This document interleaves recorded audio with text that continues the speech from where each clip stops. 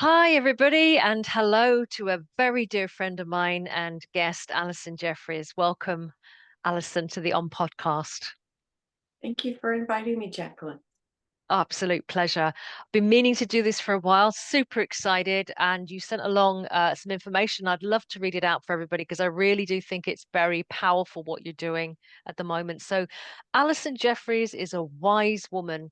In 3D speak, she is a transformation life coach. Becoming a wise woman has been a lifelong journey. The desire to make a difference in the world is a consistent theme in her earliest memories. Allison earned her BA in psychology and set off on a 30-year corporate career working for various Fortune 100 companies. During that time, she honed her skills in developing and mentoring employees. In 2019, Allison published her Amazon best-selling book, A Woman's Guide to Surviving Divorce, and began fulfilling her heartfelt passion to help make the world a better place, one woman at a time. I love that. As a coach, Allison helps women make peace with their past, fall in love with the woman she was born to be, and live a life she loves. She leverages her intuitive gifts to help women move beyond their trauma and drama, remember who she truly is, and take control of herself and her future. Allison is living her dream with the love of her life and their 5 horses on 61 acres in deep East Texas. Between them, Allison and Jeff have 5 grown children and 5 grandkids. Wowza, woman. That's quite a intro there. A lot going on. I don't even know where to start. Living the dream. Living the dream. In your power, living what you teach, what you hmm coach, hmm modeling it out. So let's go back to 30 years in corporate, if you don't mind. I mean, hmm if you want to start with your childhood, we can go back there. But I just think 30 years, a lot of us have had a similar experience, 30, 20 years in corporate. What were those years like for you? It was like an out of body experience. In that, the big joke, at one point, I used to smoke and I pulled into the convenience store in the morning. And the girl looks at me behind the counter as I'm buying my Coke and my pack of cigarettes. Because if you buy a carton, it means you're a real smoker. So I bought a pack at a time, okay, every day.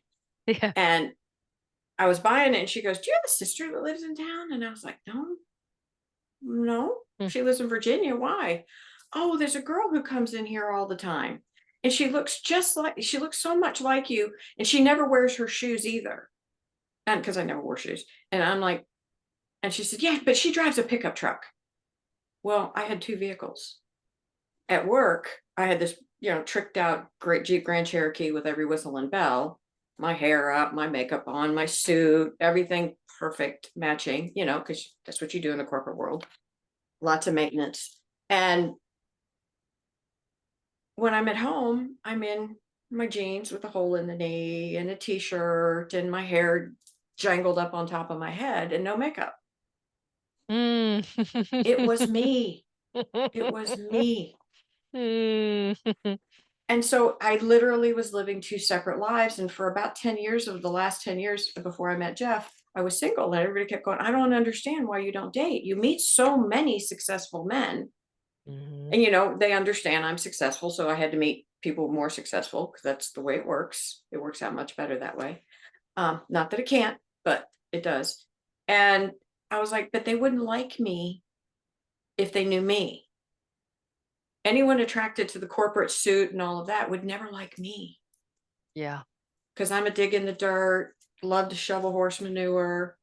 Get my idea of total freedom is sitting on the back of a horse, my arms outstretched, just loping through the air and letting the breeze go.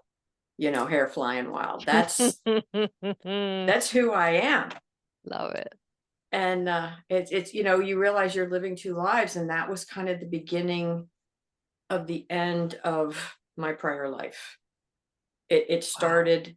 I learned so many amazing things in the corporate world. And Hmm. you realize after the fact, because hindsight is 2020, that everything you learned is so useful. And even all the crap, like the day I got demoted because I was pregnant. What? Yes, and then found out as I laid in the hospital bed after having lost my child, that the reason Oh I was my promoted God. was because I was pregnant, because one Wow. of my coworkers happened to be there that day. And you're Hmm. sitting there going, "Oh my God." And how do you handle something like that? And how do Yeah. you realize that these things didn't just happen to me, they happen to everybody there. And Yeah. when you know that you have to make a difference, you're like, how do I do that? So I started doing a lot of mentoring, Hmm. and I did a lot of employee development. At Wells Fargo, what I loved and one of my favorite resources is the Strengths Finder survey. And it's Hmm. not a personality test, but it's a whole new way of looking at how we work. And the fact that, I don't know, nowhere in the dictionary does it say work can't be fun. Hmm. It's not supposed to be painful. That's not part of the definition, but yet we've been taught to believe work is drudge, Yeah. painful. We got to It's a give of our grind. soul. Yeah. Yeah. And this basically says, well, you can do it that way. But if you put 5 pounds of energy into learning something to improve your worst attribute, the thing Yeah. you're bad at, you're going to get this Yeah. much improvement. But if you put that Yeah. same 5 pounds of learning into doing something that you're naturally inclined to do and you enjoy, your Yeah. improvement goes like this. Yeah. And when Yeah. you start managing your employees based on what they love to do, what lights them up, therefore they are successful, amazing what Mm. happens. Well, they manage their whole company from the top down that way. Right. And so I managed our whole team and all the people under our whole team, looking at doing the test. What do these strengths mean? How do they work in your daily life? How can you leverage them, not just on the job, but at home? And that really became the way I chose to live my life, to say, Right. okay, what lights me up? Is this the same time as the lady said, "Do you have a sister?" Or is this before? This is before, right? The lady that said I had a sister happened first. And then in this That's journey, it. when I went to the new company, Yeah. when I started saying, no, it's time I start honoring myself, I start doing what I want. And I worked for, I mean, my resume, it's sick, I'd say. Merrill Lynch, Prudential, Citigroup, Wells Fargo. It's looking pretty good. And there at the end, I said, no, I want to do something that makes a difference, even in my Hmm. job. And so I left the big corporation, the big Fortune 100, and went into a smaller company in the industry to be able to change and build something from the ground up. And it was I, an exciting experience. I have some questions around this because I'm going to Mhm, tell everybody a little secret that you and I are friends and we've had a couple of conversations and deep ones around this. And we've talked about how women act, how men act, divine feminine, divine masculine. And I want to mhm, jump into that because I know that in corporate, a lot of women feel pressurized to be a female version of a man, mhm, right? And what I'm hearing, and I could be wrong, but what I'm hearing you say is as you began to integrate more fully into who you truly were and started to bring out the best in people, was that a shift into your divine feminine power? Did, yes, or, yeah, okay, absolutely. Okay, so I have two older brothers. My father was in the military, sea service, right. so he was out 9 months at a time. Amazingly, we were born 18 months, 18 months, and 18 months apart. He's We got a know how schedule. that happened. Yes, yes, we knew how that happened. My poor mother, he'd leave, he'd come home for 9 months and then he'd leave. And she'd have this, Yeah. yeah, anyway. So my two older brothers, so it was 18 months, 18 months, and me, and my father gone the whole time. You can imagine what my mother dealt with. And then later on, she had my sister, and it just got worse because now there's four. But so she had the three of us so close together. It was like we were raised like we were the same. Yeah. Okay. Cause that was her survival. Yeah. Like a So, like a group of quads or something. Yeah. mhm, and so all of this was implemented. So what I didn't understand, and even when I met Jeff and when we were first dating, he goes, why do you always try to be a man? Why do you Hmm. always try to be a man? And I'm like, what? And the point being is that men and women are wired differently. Done deal. Mm. Sorry. I don't care what you think. It is a true fact. You Hmm. can go all the way back into anthropology and you look at the roles that men and women played in society, and they have been, other than the anomalies, you know, you want to go in the Amazons or whatever, they're the anomalies. But men and women play a similar role in most cultures and societies. And it's very, very simple. Mm. Men provide and protect. It's what they do.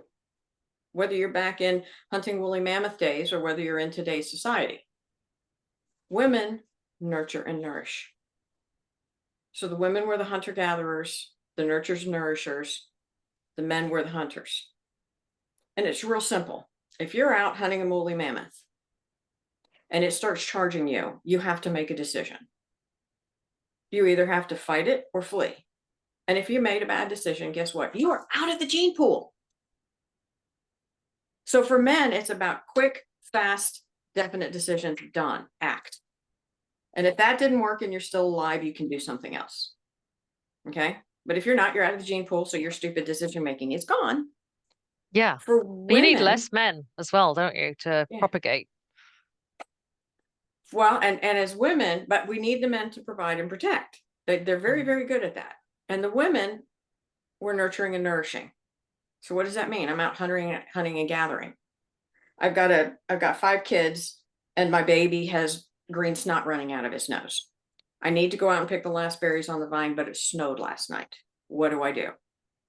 Well, if I take that baby out there, it could get pneumonia and die. The other children could get sick. But let me look in the food stores. Let me see what we've got. What if I don't get these berries and then everybody gets scurvy? The point being, I look at everything as to what's it going to do to everybody else, knowing that if I don't do this right, I'm gonna have to sit and watch them all get sick and die. Mm. I don't get to just be out of the gene pool. I got to Mm. watch everybody else suffer. So that is an underlying, it's what we were wired to be and do. And it's not a good thing and it's not a bad thing. One is not better or worse than the other. And that's, you know, this was my corporate disclaimer. Go back to psychology 101 and you have the Yeah. bell curves. Yeah. And if we graph out how men do this and women do that, or old people or young people, or, you know, whatever differences we want, there's going to be a difference. But if you remember how those bell curve lines go, they really overlap. So it's just, where are you on that curve and where is the median? And once Mm. you realize that this is what women typically do and this is what men typically do, then you understand that as young women, I'm 63, so I was in my early 20s, started in the corporate world. I was thrust headlong into a male dominant structure. There was one female VP. She was the coolest thing I'd ever met. How'd she do that? Wow. Okay. And she was inspiring. And I learned right then, if you're going to do this, you inspire others to follow your tracks. You open the door and you make the space for them to follow you. And so I was intrigued how she did this. She did it. She started as a receptionist. Next thing you know, she's a VP at this big company at Prudential or at Merrill Hmm. Lynch or whichever it was. And I was impressed. I was like, how does one do that? Well, you got to do your best. And if you have something to deliver, then you're the role model for people behind you. And I was never more,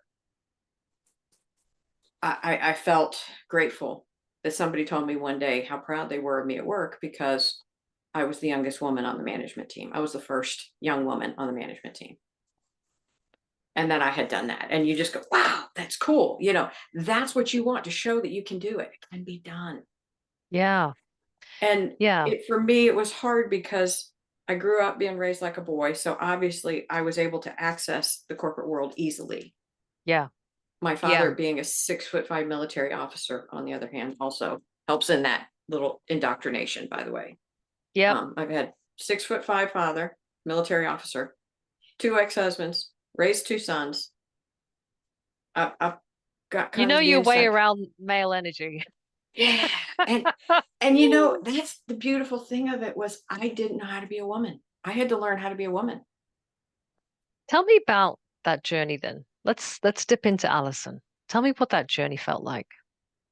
Okay, so I was getting divorced from my second ex-husband. I was in my early 40s. I was exceedingly successful in my corporate career. Um, not satisfied, trying to figure life out, dealing with kids that were in their teenage years, which is never a good day. But they do grow up and it's all good now. They're old, they're better. But there I was, trying to figure this out and figure out who I was. So I get divorced.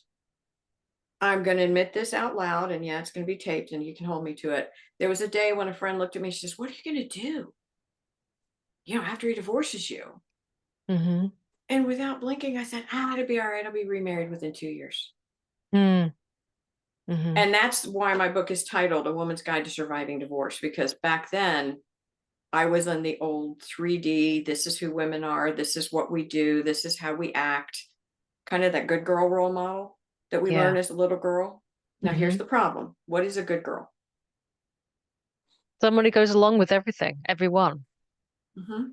So I was trying to find a definition, and I looked up good girl and then Googled it.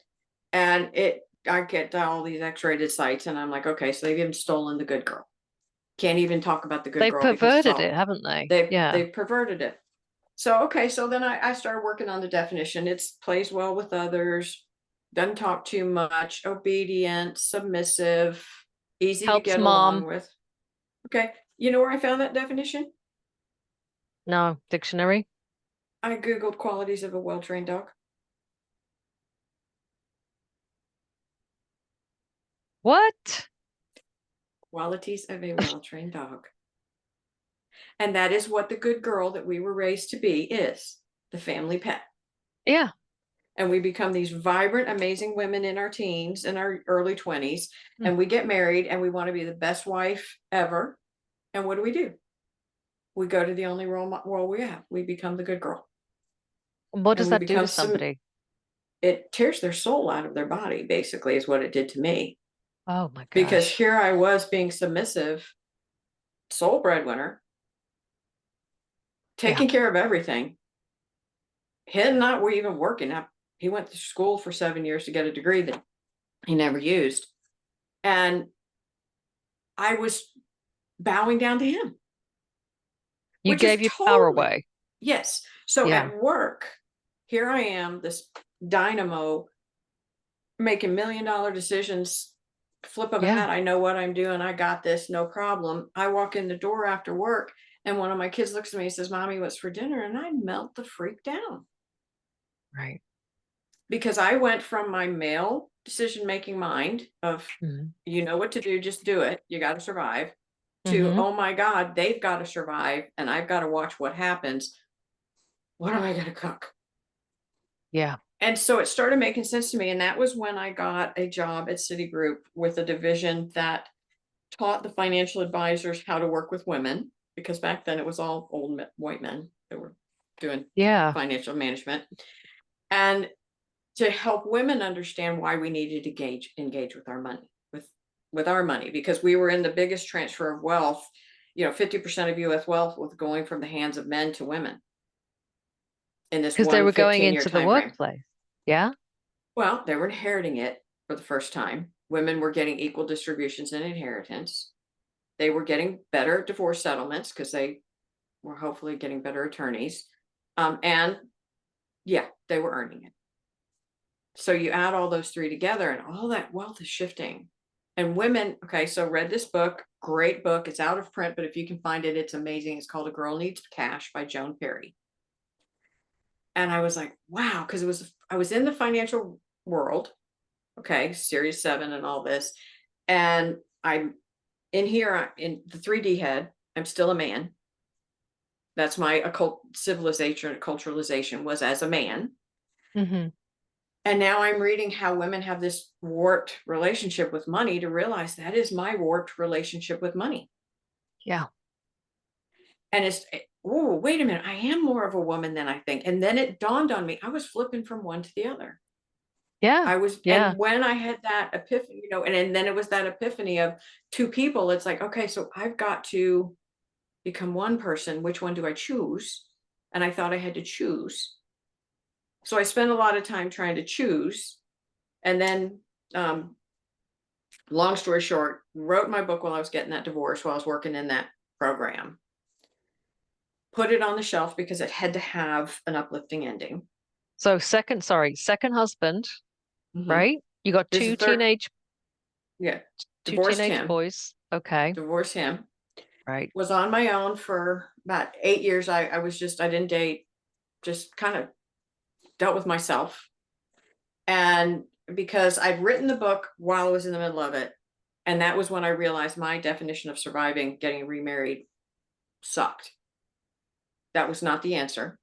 The Mm, answer was find me, mm. fall in love with me. Yeah. And so that's what I worked on, So was me. find the woman. Find what Fall it in love means to be a to be a woman. woman, fall in love with your own woman first, right? Hmm. Because And so it's I worked on yeah. that for a long time. And then finally one day I realized I was ready to write the ending to my book. Okay, I need to ask you though. Mhm. It sounds like it's a big statement. I worked on myself. What does unpack that for people? What does working on yourself mean? Working on yourself means two things for me, two foundational things you have to do first. Yeah. You have to remember who you are. And that's go to Maya Angelou. And the short version is I know I'm somebody because God don't make no junk. And if that is your bare minimum belief, it works. And that's where I started, was with a bare minimum belief that I know I'm somebody because God does not make any junk. And it started as a joke because I couldn't even believe that. I had lost my faith. I had fallen away from everything, and it was time to get back to who am I?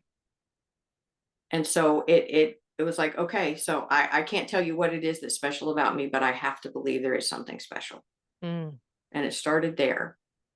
And then as you get stronger in that understanding of who you were born to be, then you got to calm down the 3D brain, because it overrides your heart. It just so overrides your heart that you're not living authentically anymore. You're just doing what needs to be done. And you wonder why years just flip by. So I said, okay, the next thing I need to do is I need to start finding one good thing a day. And I got out a notebook, and every night before bed, I would find one good thing a day. And it was amazing how within a couple of weeks, everything had flipped. About I woke yourself, Allison, or about your just life? just about my life, just good things that happened. Yeah. Just because it forces you to start focusing on. And what I didn't realize was I went from the life happens to me to life Yeah. happens for me. And then when I started finding the good things, that allowed life to come from me. Repeat that because that sounds like a nice formula. When you're a victim, when you're a little Hmm. kid, when you have no control. And there are times in life, even as an adult, we have zero control. And Mm. things happen, they happen to you. To you. Yep. You are a victim. Okay, you can choose to play that, or you can choose to say, okay, in this instance, I was a victim, but it's okay. I keep moving. Then you get to a place where you start gaining some autonomy, some sovereignty, some power in your life. And you start realizing things are happening for you. Oh, wow, I applied for that job and I got it. Oh, wow, I wanted this kind of house and I was looking for a house and I found it. Things happen for me.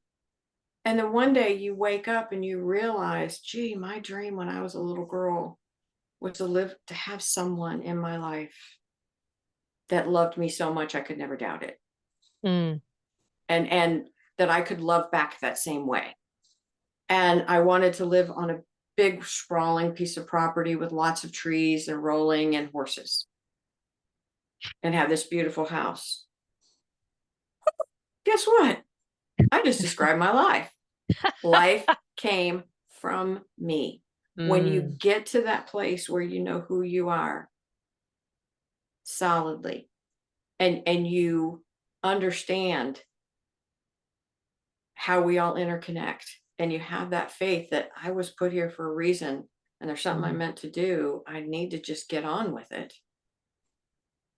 It gets fun. It gets so fun because now you're working and living from your core strengths. You're living how you were created to be. You learn to love yourself because when you see these things that are coming from you, and they're not always just for you. When a friend says, I'm really nervous, I'll pray for you. And then they say, oh, thank you for doing that. That gave me so much calmness or relief when I went. And guess what? I got great results. Okay. How many times do we just give someone else peace? Just those little things, or Mm-hmm. ourselves. And it's just about getting to that place where you live intentionally and understanding that unfortunately you have to start with the end in mind when you go on a journey. And Right, the destination.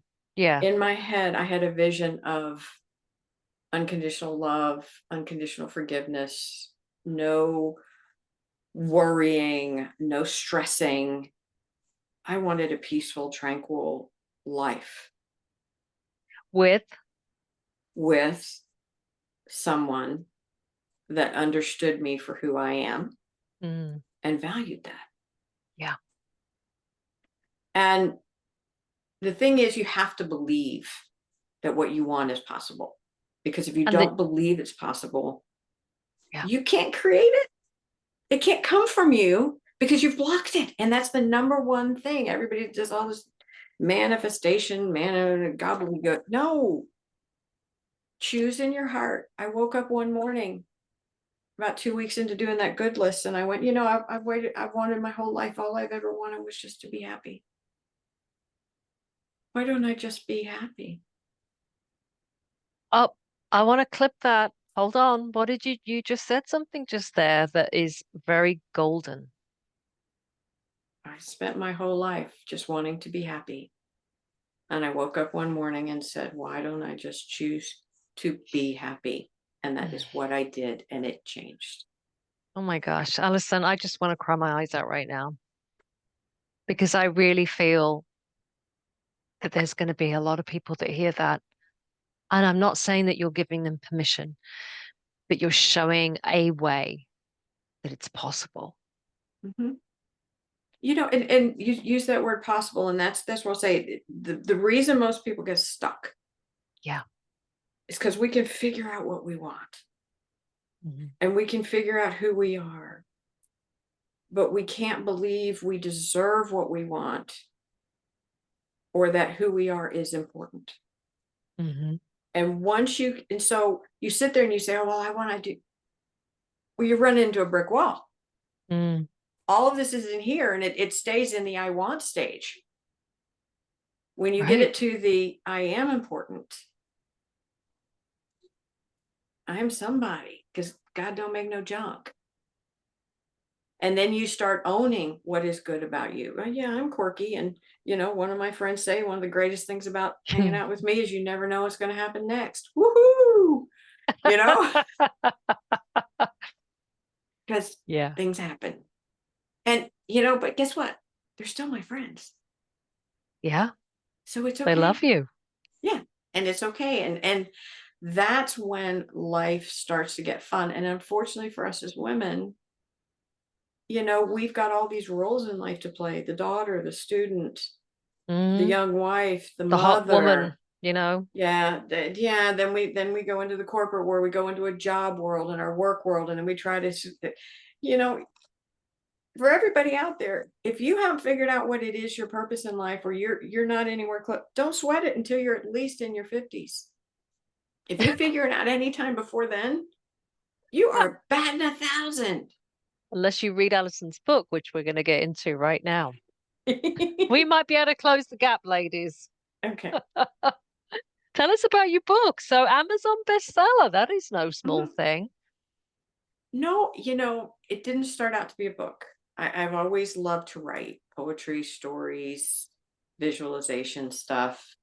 That's always been a skill for me. And I Mhm. know I'm a woman. We're not supposed to brag and say we do these things, but it's okay, ladies. We can do that. It is acceptable. Okay. In Texas, we say it ain't bragging if it's true. I live Hey, in Texas. There there we you go. go. So I've always been a good writer, and I was going through my second divorce. Honesty is, it was my second divorce, and I knew what I wanted. My parents got married at 14. They were married their entire lives. My dad died after 56 years, and my mother wore her ring till the day she died. Mm. That was what I wanted. Okay. And obviously, if I'd been married twice, the problem that I was the common denominator. Okay. And I literally was that clear about it. I was the common denominator. I had to fix me. Mm. Look at your life experiences. If you're the common denominator, how can observing and diagnosing somebody else as a narcissist or as a this or as a that, how does that help the situation? There's a lot of that though, Alison, right? In our Mm-hmm. culture. Mm-hmm. Well, newsflash, everybody's a narcissist. If I you're think so. well, you have to be. You have to You take have care of to be. I mean, yourself. babies are narcissists. They have to Yeah. be. It's just to what level have you learned that yes, we do each have to take care of ourselves. That is our prime responsibility. But we can choose to be kind, loving, and giving human beings that take care of other people too. So you Mhm. can be both. Some people just don't choose wisely. So the point is, we go through life and everything's going wrong, and we're in the victim mode. So we're pointing out there, pointing We're out there. projecting Mhm. on a lot We're of living life. times. We're living Yeah. life from the outside in. We're blaming everybody out there for all the turmoil in here, Yeah. and we're justifying it. Yeah. And so in that moment, So I said, true. no, no, person I need to fix is me, because even if my biggest mistake and what I've learned 99% of the time, what is the number one reason for divorce in this country Tell or in the me. world? In the world, what do you Can know? I You, can I you have a guess? Can I have a yeah, guess? have a guess. Incompatible.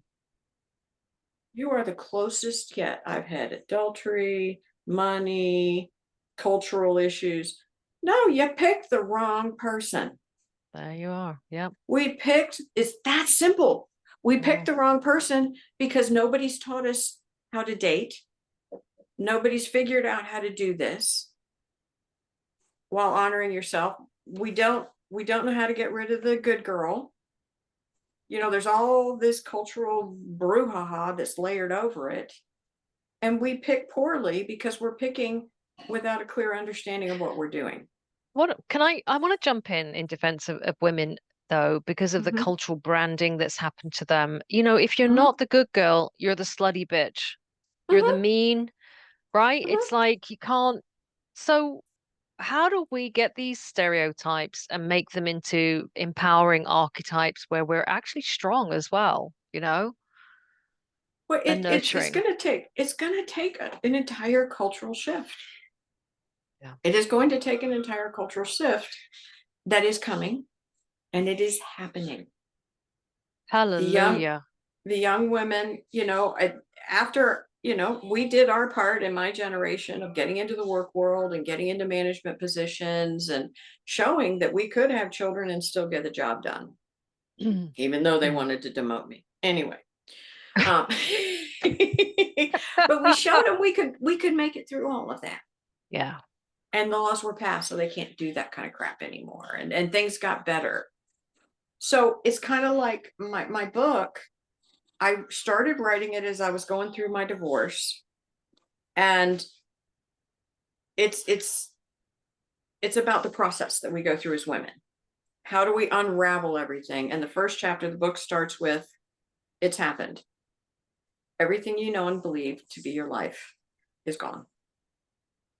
And then it goes through that mental gymnastics that we go through.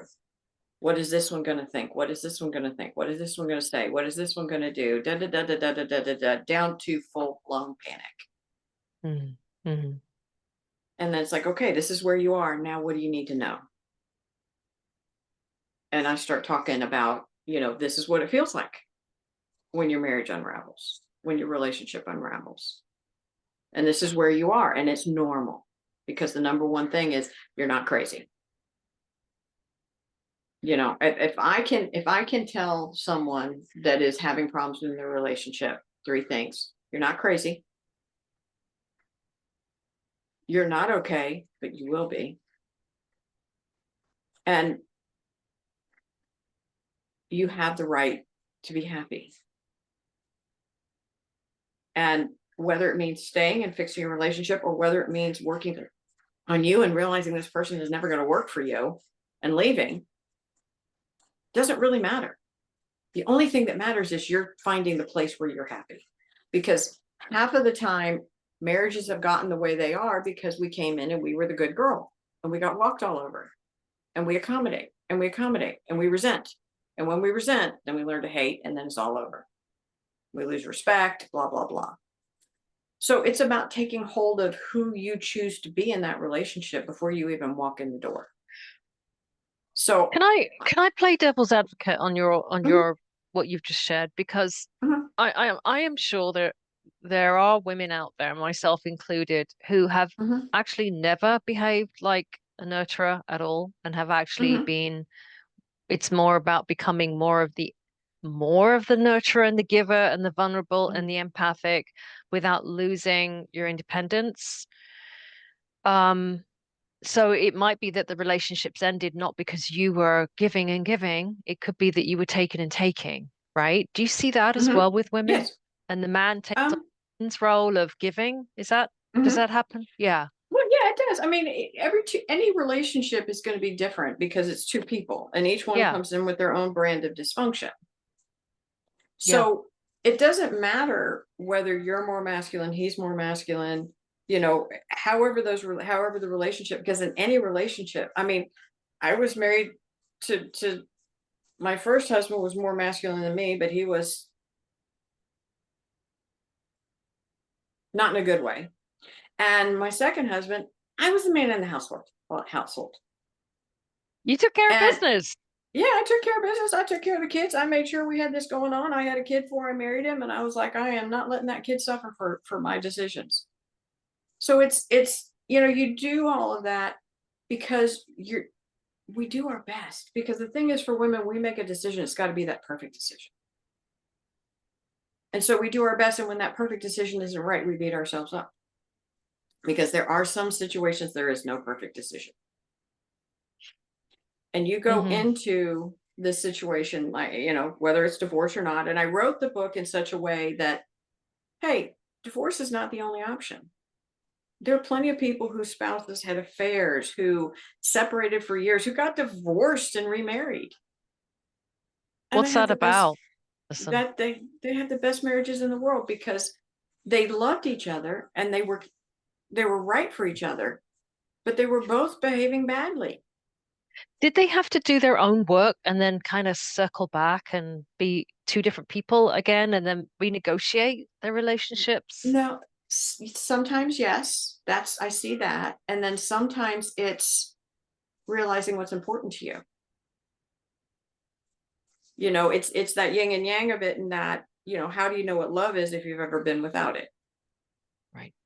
So you're in this relationship, it falls Mm. apart, you get separated, you're separated for a year, and literally, that my friend, this that is my example on this. She was my next door neighbor, most beautiful woman ever. Her husband had a great relationship. And then she tells me, yeah, we got divorced. Ugly divorce, nasty divorce, both families in it, bi-coastal, crazy divorce. And about a year later, I was dating somebody, and I woke up one morning. I was like, who do I want to? I don't really want to date this guy. Who do I really want to be with? And I realized it was my husband. And I picked up the phone and I called him and I said, I want you back. And he said, so do I. And they started again. They started fresh. They figured out what they needed, and they built that relationship. So if someone can do it after all of that,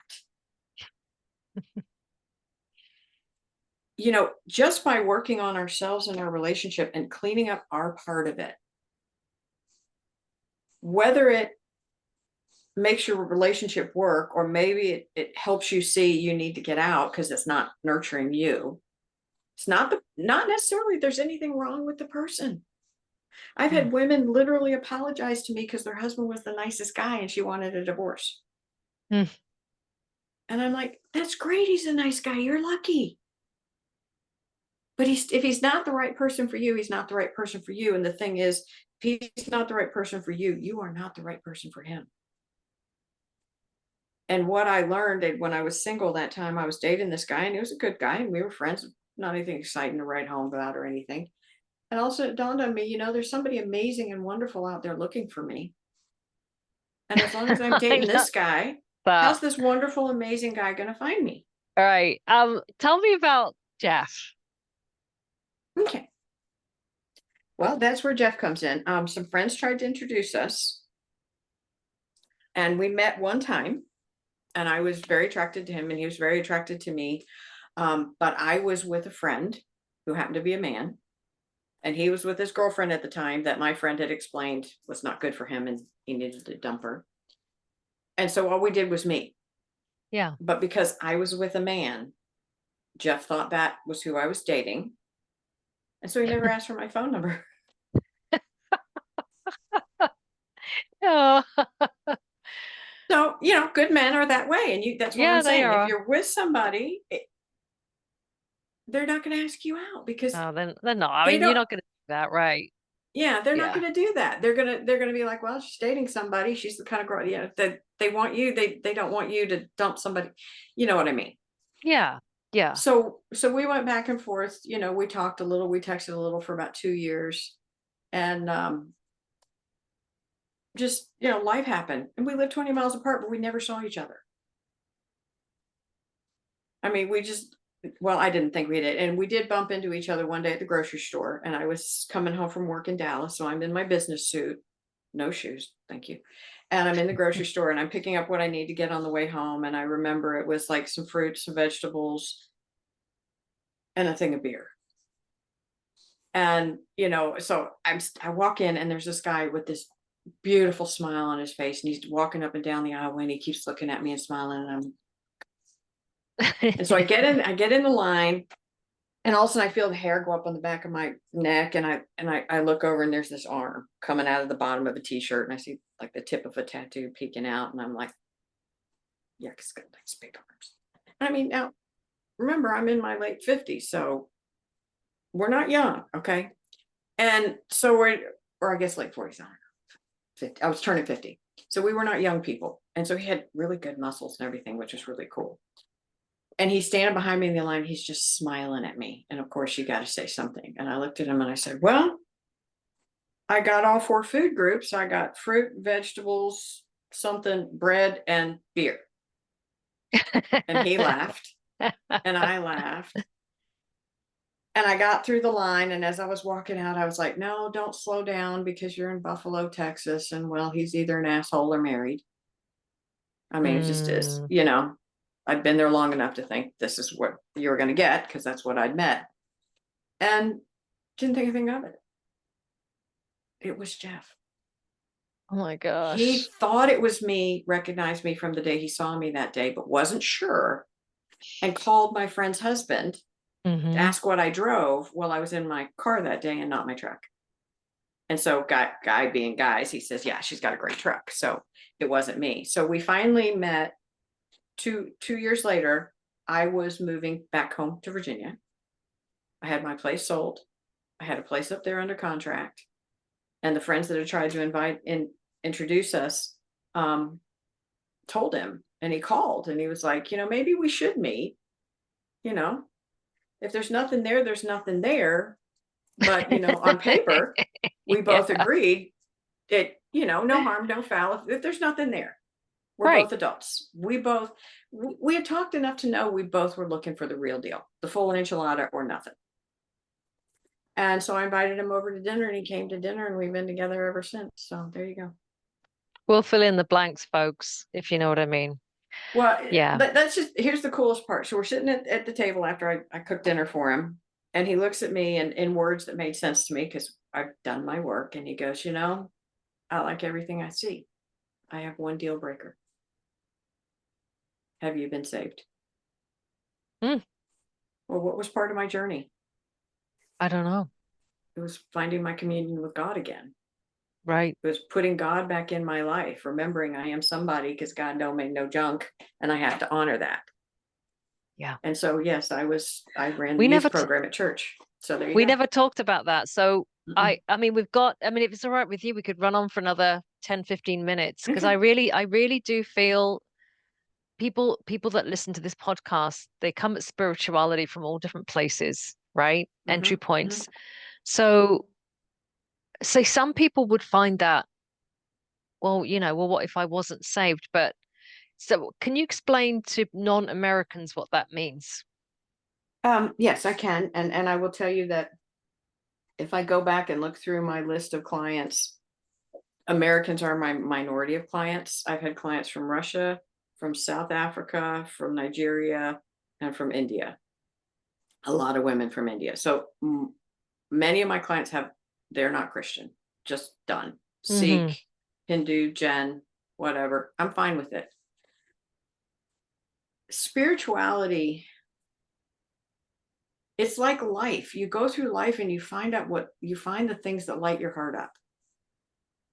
And spirituality is that thing that should totally fill your heart up. But each of us come at it from a different direction. But in the end, what are the commonalities? A loving God, a community that we're all connected, we're all related, we're all intertwined in some way, that life is not a crapshoot, Mm.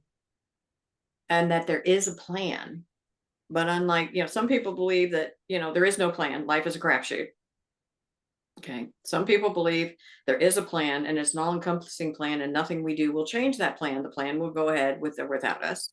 And then there are those somewhere in the middle that say, there really is a beautiful plan for me, but it's up to me to make the right choices for that plan to unfold. But at any given time, I can re-choose and get back on my path if I get off of it. And I don't care if you're Sikh or Hindu or Jain or Jewish or Muslim. Everyone I've ever spoken to, that's what they feel. Yeah. That's what they feel, that we're on this path with God, that this is what we came here to be, to do, and that without that, what's the point? So a divine connection, right? Mhm. Mhm. Relationship. Yeah. Because if you go through life not understanding that there's something bigger than you, imagine going the weight of being the biggest thing in the world, in your world. Right. That would crush you. It would crush you emotionally. It'd be Where you, tough, wouldn't it? yeah. To, So when you, yeah. I mean, so let's talk about, so he said that. And Mhm. so obviously by that time you had connected to God in a meaningful way Mhm. for you. So do you want to Mhm. share just a little bit about how that came about? Um, even as a child, there was no doubt in my mind. There was God, there was right, there was wrong, there was just it was just always part of my framework. My mom made us all go to church every Sunday, yelling at my dad the whole way. And I think, the epiphany for me was when my father died and I'm in my 50s. And I was like, Jeff, I don't know what he believes. I don't know what's going on. And he was like, maybe you should ask him. And so I Right. did. Well, I go to church every Sunday. I was like, yeah. I said, but what do you believe? Because, he was always sleeping, or whatever in church. Can't blame him. But he was like, I believe it all. And it's like, okay, so I was raised in a religious environment that we went to church, we did all the stuff, and it was Lutheran. So think one step off Catholic, Mm, other than confession, it was pretty much there. And, but yet I didn't even know what my father believed. mm. I knew what my mother believed, sort of, but and it's like, okay, so we have faith or religion, but where's the faith component? And for me, it was always about the faith. But there's that, it's just like doing, you watch people doing Tai Chi and you can just kind of feel the movement and you just want to get in there and do it with them. you're sitting in church and you're in that moment where you're sitting next to someone you really love, and you're worshiping together, that way your heart swells. That's what it's about. That's Hmm. what faith and spirituality and religion is about, is knowing this. Not this is the ritual and this is the dogma and this is what society's going to say and this is how they're going to judge me because the book says this and da da da da da. No, that's just the legalistic of it. Faith and religion. So for me, yes, I am Christian as a faith.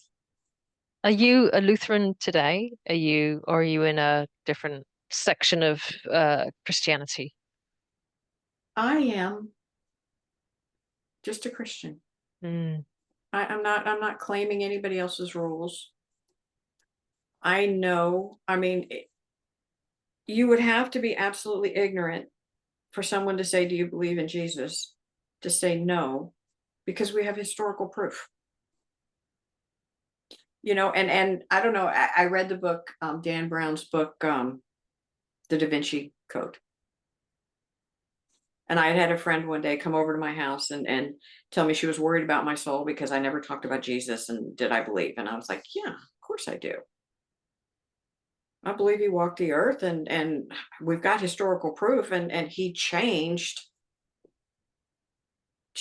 the world with it. I'd say. His I mean, yeah, that can't be a yeah, non-person that yeah, creates a movement. changed the world. I said, so of course I do. It's just not, I don't, it isn't my word on my, I don't, it's not You me. don't have it on the t-shirt, Yeah. so to speak. Yeah.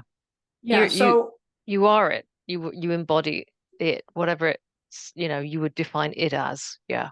yeah. And, at some point, and then I read the Da Vinci Code, and she comes over and she's like, I can't read this book. I had to talk to my minister because it talks about Mary Magdalene possibly being his wife and a child and da da da da da.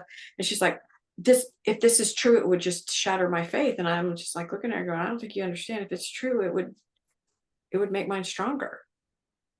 It doesn't matter whether it's true or not to me, because whether Jesus had a wife or didn't have a wife, or even if he was immaculately conceived, it doesn't change what he did. Right. Right. You're you're missing the point when you focus on all that stuff. It's not the Hmm. point. Hmm. Yeah. People get so fixated about it. But so when Jeff said to you, I want to get back to this moment, this Hmm. defining Hmm. moment, Hmm. you said I am saved. Hmm. Yeah. And then that was it. That was it. Clicked. Yeah, because I had two marriages with no faith Yeah. in them. As I wrote my book, it was the journey. You go through the whole stages of grieving, what it feels like, what it looks like, and what you can do to get out of it. And then it goes through Mm. the rebuilding process. And before I published my book, I asked Jeff to read but one chapter. I mean, he could have read the whole thing if he wanted to, but I asked him to read one chapter. And it was a chapter right in the middle of the book called Find Your Faith. And to me, that was that pivotal point. Mm. When you choose, I mean, as a child, it was what I believed, and it was what my family, and it was there. And then I fell away from it from a time. And then it was the conscious choosing of, this will be a part of my life. Yeah. This will be a part of my relationships. This will be the part of how I do everything. So a God-centered relationship. Hmm. Yeah. And I'm sure that your book explores that, and also for folks that aren't perhaps spiritual, I guess it would be whatever they want that connection to be, that extra dimension around their Hmm. relationship. So Yeah, and it yeah. isn't my definition or your definition. It needs to be their definition Yeah. of what works Yeah. for them. Something I bigger than mean, themselves. You know what I mean? At you know, something. yeah, I mean, God is infinite. It's kind of like the blind men walking around an elephant trying to decide what an elephant looks like. The one with the foot sees something totally different than the one with the tail or the one with the trunk. And the elephant's all of it. Why can't God be all of it? It's a beautiful metaphor, I think, for people to sit with. And so I want to just share with people that you do mentor women, yeah? Um, how can people like, I mean, you're doing it now, so people can approach you, obviously. Mhm. You have a website, can we put that? We'll put that in the show notes, obviously, but Yeah, I took my website down because I'm working on some new materials, so I took it down. I'm going to totally revamp. The best place to find me is on Facebook. And if you look at my name, it's Jeffereys. You will find me with that because nobody else spells it like that. It's cool. And I'm also on LinkedIn, or you can call me. My cell number is 936-348-4318. And I will be happy to take your call. If it doesn't go through, please leave me a message and I will call you back. beautiful. That's actually very generous of you. And I want to say, if you could repeat again the title of your book so people can go on Amazon and look for it. It's A Woman's Guide to Surviving Divorce. A Woman's Guide to Surviving Divorce. I Mhm. love it. It just says what it is. There's no Mhm. like, what's this book going to be about? Mhm. It's conversational. It's an easy read. It's not, and I wrote it so you can read one chapter at a time. So if you're in the middle of finding an attorney, there's a chapter on find a good attorney. Right. And the ending, like I said, I wrote 8 years after the beginning of the book. And the last three chapters, I had to live it. I had to live that surviving. And the last three chapters are titled Laugh, Live, and Love. And so when people start the book and they're knee deep in it, but before Mm, the end of the first chapter, and it's, if you need it, we're going to do this Japanese style. I've heard this somewhere that they dessert first. So we're going to go, you can go to the ending and read the last three chapters and then come back. So it's all written so that you can just read what you need. yeah, Doesn't have to be in order. beautiful. That's very autonomous. Well, Alison, I want to thank you so much for your generosity, your wisdom, the time that you've given all of us today. I know that there's so many things that the people that are listening, myself included, are going to go away and think about more deeply. You are a gift to this world. I would go back to that original quote and say that God had a pretty damn good idea in mind when He made you, and we're very grateful that He did. Women like you are much needed today. Mhm.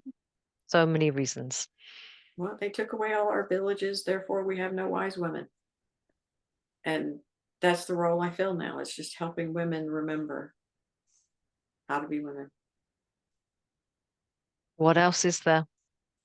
That is enough. It is amazing now that I've learned to do it. Absolutely amazing. Beautiful. Thank you so much, Alison. And love to connect with you again. Take care. Love you. Bye bye.